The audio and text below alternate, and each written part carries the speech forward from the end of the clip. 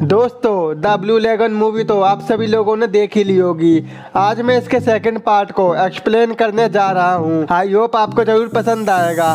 First part में आप सभी लोगों ने बहुत प्यार दिखाया था। अगर किसी भाई ने फर्स्ट पार्ट नहीं देखा है तो डिस्क्रिप्शन में उसे लिंक मिल जाएगा, तो देख लेना। और हाँ, टेलीग्राम पर ज्वाइन हो जाओ, लिंक डिस्क्रिप्शन में मिल जाएगा। पिछले पार्ट में हमने देखा था कि रिचर्ड और एमलिन को समुद्र में एक शिप ने बचा लिया था, जहाँ एक आदमी कहता है वो सो रहे हैं। दरअसल वो सो नहीं रहे थे बल्कि मर गए थे। और उसी नाव में से रिचर्ड के बच्चे को बचा लिया जाता है, जिसे उस जहाज में सफर कर रही सारा उसे गले लगा लेती है।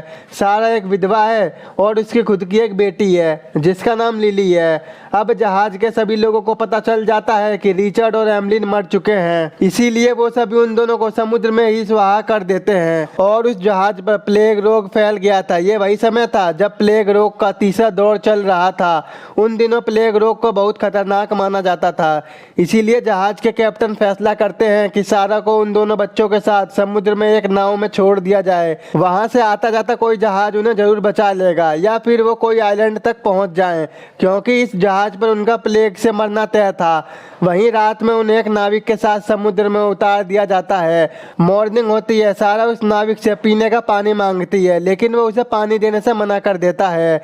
वो कहता है कि हमें पानी बचा कर रखना होगा। अब धीरे धीरे सफर में दिन बीत जाता है और रात हो जाती है।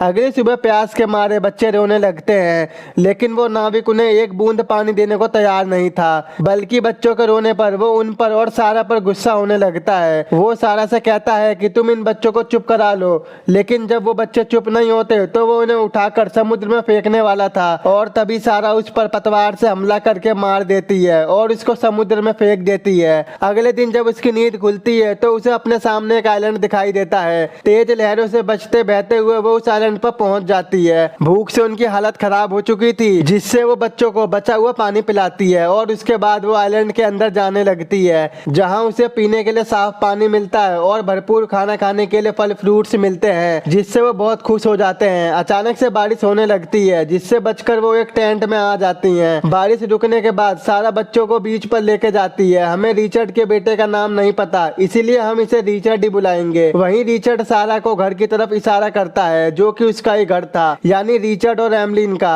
और ये वही आइलैंड होता है जहां रिचर्ड और एमलिन रहते थे। रिचर्ड दौड़कर अपने घर जाता है और अपनी माँ को ढूंढने लगता है, पर वो उसे कहीं नहीं मिलती, जिससे रिचर्ड रोने लगता है। तभी सारा उसे चुप करा के बोलती है कि मैं ही तुम्हारी माँ हूँ।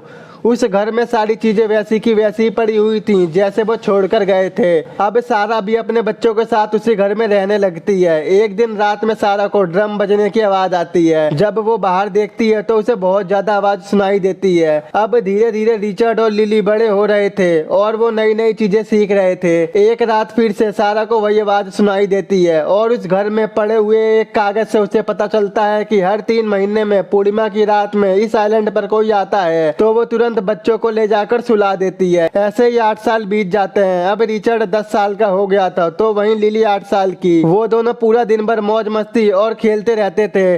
अब सारा को लगता है कि ये दोनों बड़े हो गए हैं और वो उन दोनों को लाइफ स्टाइल की बातें बताती है कि कैसे एक लड़का बड़ा होकर आदमी बनता है और कैसे एक लड़की बड़ी होकर औरत बनती है और उनके शरीर में क्या क्या बदलाव आते हैं। वो शादी से लेकर बच्चों तक का सारा ज्ञान उन्हें बताती है और बच्चों को पूरा कार्य प्रक्रिया सब समझा देती है।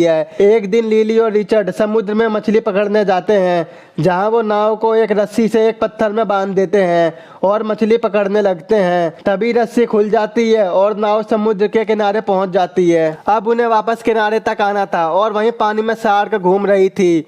वहीं सारा बच्चों को ढूंढ रही थी और अब अंधेरा भी हो गया था। तभी रिचर्ड पानी में एक मछली फेंकता है, जिससे उन्हें भागने का टाइम मिल सके, और इस तरह से वो नाव तक पहुंच जाते हैं, जहाँ सारा उन दोनों को बहुत डांटती है, क्योंकि आज पूर्णिमा की रात थी। एक दिन इतनी तगड़ी बारिश होती है कि पानी घर के अंदर आने लगता है, तो वहीं सारा उस घर को ठीक करने लगती है। बारिश में भीगने की वजह से अब उसकी तबीयत खराब होने लगती है और उसे लगता है कि बिना दवाई के वो नहीं बचेगी। इसीलिए वो रिचर्ड और लिली को अपनी मनपसंद जगह पर लेके जाती है। सारा रिचर्ड से कहती है कि मैं ही तुम्हारी असली माँ हूँ, और ये कहकर सारा वहीं दम तोड़ देती है।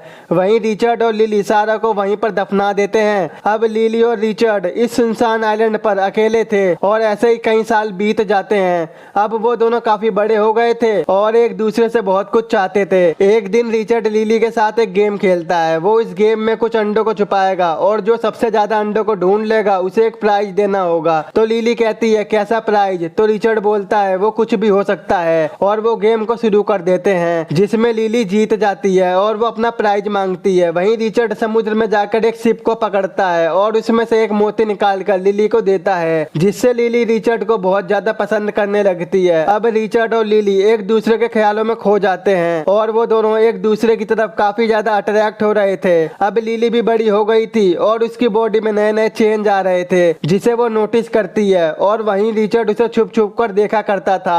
रिचर्ड हमेशा बीच के आगे जाकर मछली पकड़ने जाता था जहाँ वो हमेशा शार्क को चकमा देकर भाग जाता था। ये देखकर लिली उसे बहुत डांटती है तो रिचर्ड उसका मजाक उड़ाता है। वो कहता है कि तुम तो अपने आप को टच करती हो। लिली कहती है मैं तो ऐसा नहीं करती और तू भी कम नहीं है। बीच पर जाकर हैंडपंप नचाता है, मुझे सब पता है। तो रिचर्ड कहता है मैंने तुम्हें देखा है। तो लिली कहती है वो तो बस मैं अपनी बॉडी में आए चेंज को देख रही थी और तुम्हें मुझे इस तरह से नहीं देखना चाहिए। तो रिचर्ड कहता है क्यों भाई, मैं तो बचपन से ही तुझे ऐसे देखते हुए आ रहा हूँ। लिली कहती है जब मैं छोटी थी और अब मैं बड़ी हो चुकी हूँ।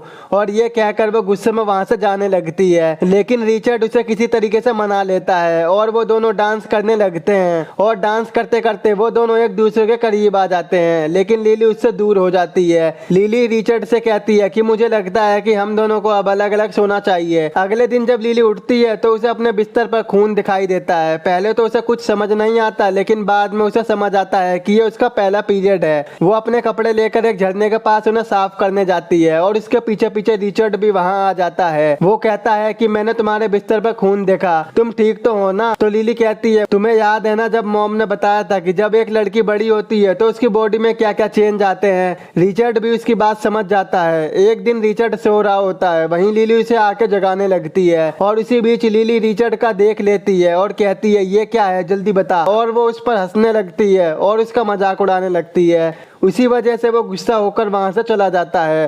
वहीं लिली कंफ्यूज होकर अपनी माँ की कब्र के पास जाती है और उनसे बात करने लगती है। वहीं रिचर्ड भी खड़ा होकर उसकी बातें सुनने लगता है तो लिली उसे वहां से चले जाने को कहती है और रिचर्ड भी गुस्से में वहां से चला जाता है। अब लिली को रिचर्ड की बहुत याद आने लगती है क्योंकि वो रात तक घर नहीं आया था, इसीलिए वो रिचर्ड को ढूंढने निकल जाती है और रिचर्ड भी उसे मिल जाता है। लिली कहती है तुम कल से कहाँ थे? मुझे लगा मैंने तुम्हें खो दिया। और इस इंसिडेंट के बाद वो दोनों अब काफी ज्यादा क्लोज आ जाते हैं और अपनी लाइफ की पहली किस करते हैं और अगले ही दिन वो दोनों शादी कर लेते हैं। शादी के बाद वो अपनी नई लाइफ की शुरुआत करते हैं और वो खूब मजे करते हैं और ऐसे ही साथ रहते रहते कई दिन बीत जाते हैं। एक दिन उन्हें समुद्र में एक जहाज दिखाई देता है और वो उसे सिग्नल देने के लिए तुरंत लकड़ियों को जलाने जाते हैं, पर वो देखते हैं कि वो लोग यहीं पर आ रहे थे। उनके साथ एक लड़की भी होती है। वहीं रिचर्ड और लिली उनसे मिलते हैं और उनका वेलकम भी करते हैं। वो कैप्टन जैकोब थे और उनके साथ उनकी बेटी भी आई थी।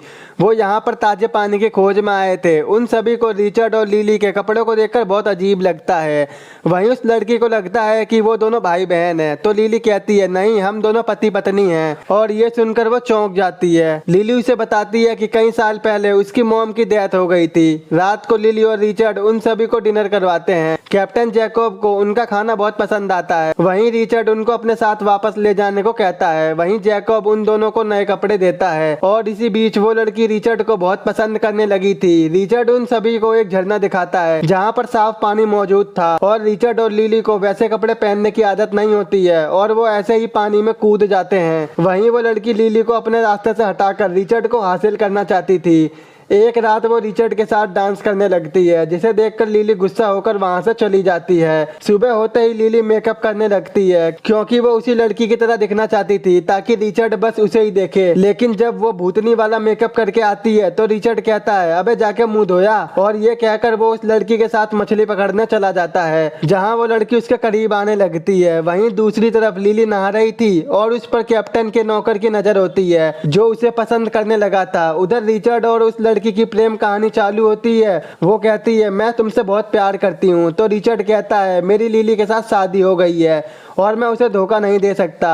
ये सुनते ही वो लड़की उसमें एक चांटा मार देती है, जिससे रिचर्ड उसे वहीं पर छोड़कर चला जाता है। वहीं वो कैप्टन का आदमी लिली के पीछे पड़ जाता है। वो उससे उसी मोती के बारे में पूछता है जो उसने लिली के बालों में देखा था। मोती मिलते ही वो लिली के साथ जबरदस्ती करने लगता है कि तभी वहां पर रिचर्ड आ जाता है और उन दोनों की फाइट होने लगती है, जिसके बाद जहाज के बाकी लोगों ने सुन ली थी। वहीं वो नौकर अपनी दुनाली लेके रिचर्ड के पीछे पड़ जाता है और धड़ाधड़ गोलियां चलाने लगता है, लेकिन रिचर्ड को एक भी गोली नहीं लगती है और वहीं वो नौकर भागते भागते गिर जाता है। रिचर्ड ठीक उसे वहीं पर ले आया था जहां वो शार्क को कई बार देख चुका है। वहीं वो शार्क उस नौकर को खा जाती है। रिचर्ड लिली के पास आता है और उसे कैप्टन के साथ यहाँ से चलने को कहता है, पर लिली मना कर देती है। वो कहती है अगर तुम्हें जाना है तो जा सकते हो, और वो ये भी कहती है कि वो प्रेग्नेंट है। तो अब वो दोनों इस आइलैंड पर रहकर अपने आने वाले बच्चों को पालने का डिसाइड करते हैं और वो जहाज वापस चला जाता है। कुछ दिनों बाद इन्हें एक बेटी होती है और ये तीनों यहाँ खुशी खुशी रहने लगते हैं और यहीं ये मूवी खत्म हो जाती है।